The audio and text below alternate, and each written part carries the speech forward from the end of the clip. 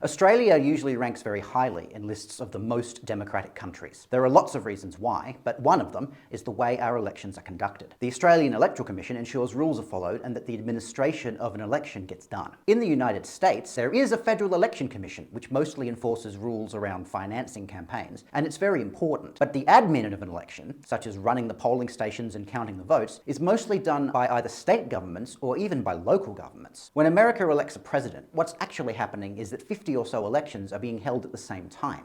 For the most part, each state decides how that election is conducted. There are some rules they all have to follow, but the way an election works can look very different in place to place. For example, in Oregon, all voting is done by mail. All voters get automatically registered, information about the candidates is posted to households, and voters can choose to register as a Democrat or a Republican. In Georgia, they use voting machines, and there are laws about whether or not different people can vote, like people with criminal records. In North Dakota, voters don't have to be registered at all. Ballot papers look very different across the country because they're printed at the state or local level and not by the federal government. That's not to say the US government has no involvement at all. It's passed laws like the Voting Rights Act, which try to ensure that everyone gets the chance to vote. But for the most part, it's states and even counties that make the rules.